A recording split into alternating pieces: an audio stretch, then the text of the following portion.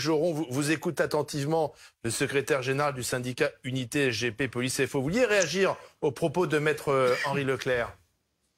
Bah oui, simplement rappeler à Maître Leclerc qu'il n'y a pas un seul syndicat dans la police nationale, pour commencer. Parce que vraisemblablement... C'est vrai, c'est vrai. Oui, voilà, oui, parce que moi, ça me gêne quand vous dites que les policiers, leur revendication, c'est la présomption de légitime défense, par exemple. Moi, il y a un syndicat très bavard, si je peux parler, très entendu, très médiatique. Si je peux parler, Maître Leclerc... C'est pas une revendication de votre syndicat, Monsieur Joron? Mais non, non, c'est pas une revendication. Je n'ai pas participé à la manifestation place Saint-Michel suite à l'affaire du Pont Neuf, tout simplement parce que la présomption de légitime défense, à partir du moment où de toute façon ça ne sera jamais, eh bien c'est bien normal dans un état de droit, une présomption irréfragable, que ça sera une présomption simple. De toute façon, au bout du bout, on ira chercher quoi? Les éléments de la légitime défense pour savoir si les collègues étaient en effet dans cet état-là ou pas. Donc c'est à mon avis une fausse bonne idée et quelque chose qui est pas souhaitable et qui ne réglera rien sur le fond à ces problématiques en effet récurrentes de. Mais vous avez entendu, Monsieur Joron, le témoignage de la passagère arrière qui infirme tout ce qu'on entend de la bouche des policiers depuis quelques jours. Oui, j'ai entendu. Enfin, de la bouche des policiers, mes collègues n'ont pas parlé. Je vous rappelle qu'eux ne parlent pas, justement.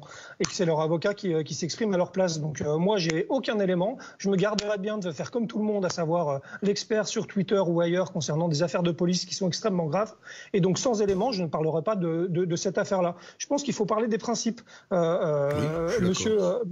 Monsieur a rappelé qu'en effet, il y avait des affaires qui étaient très longues. Et ça, pour moi, c'est d'ailleurs un problème parce qu'il a parlé d'affaires où les policiers étaient à la fin condamnés et qui restaient policiers pendant 7 ou 8 ans. Et bien, il y a aussi des policiers pendant 7 ou 8 ans qui, à la fin, sont innocentés et qui, malheureusement, se trimballent cette charge-là d'avoir fait leur travail et d'être connus innocents à la fin. Maître Joron, Grégory Joron, pardon. Une question, Grégory Joron, parce que Maître Liénard, justement, l'avocat des 3 policiers, disait ce matin, je l'ai entendu, ces policiers n'avaient jamais utilisé leurs armes en service.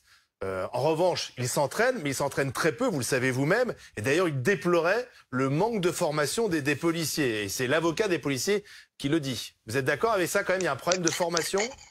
Bah évidemment, quand on est policier, c'est-à-dire tous les jours sur la voie publique et que malheureusement on ne tire que 90 cartouches par an en 3 tirs, vous imaginez bien que c'est quand même un peu léger. Il devrait y avoir quasiment un entraînement par semaine si on parle vraiment de ça. Mais je suis pas sûr que ce soit non plus que le sujet. Évidemment que le sujet de la formation, c'est important. Évidemment, peut-être une réflexion opérationnelle sur le contrôle de véhicules, c'est important aussi, et ça sera peut-être le moment d'y réfléchir. Mais on verra ça avec la direction générale et le ministère de l'Intérieur.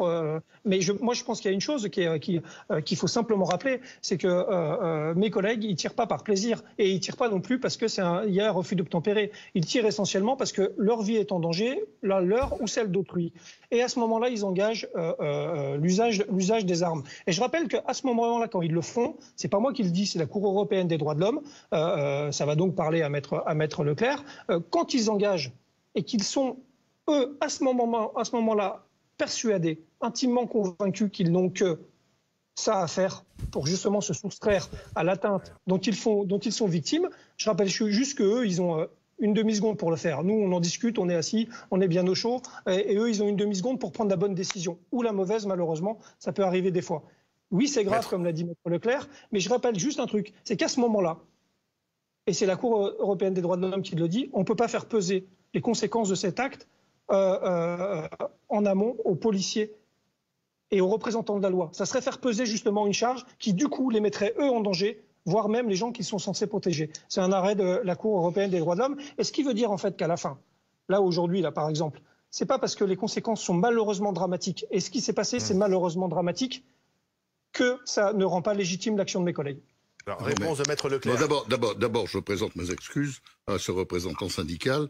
J'ai fait un peu, malheureusement, je me suis laissé aller à la pression médiatique. Et c'est vrai que j'ai fait état de la position du syndicat qui s'est manifestement et constamment exprimé sur les ondes au sujet de cette affaire. Le syndicat Alliance. Et je trouve que les propos que tient ce représentant syndical sont bien, ce qui prouve que le problème n'est pas une perversion de la police et que on peut avoir des positions raisonnables, même si je ne suis pas forcément d'accord avec tout, sur ce que dit ce représentant syndical. C'est très important. Et je pense important, très important, qu'un dialogue puisse s'établir avec la police lorsqu'elle peut parler de ces choses-là.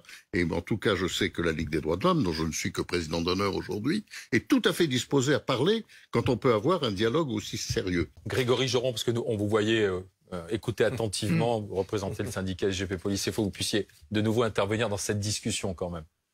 Oui, alors un peu décousu du coup, parce que oui, c'est forcément un peu compliqué par Skype, mais je suis très loin.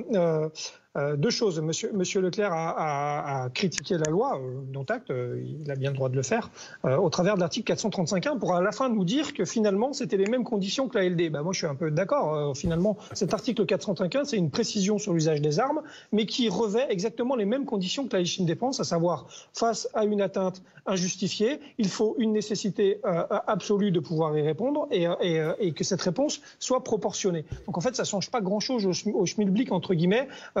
Cet article 435.1. Moi, je ne suis pas tout à fait d'accord sur le fait que c'est l'article qui a fait qu'en gros, mes collègues se sentent désinhibés et tirent plus qu'avant. Moi, je pense qu'il y a un vrai... Parce que clairement...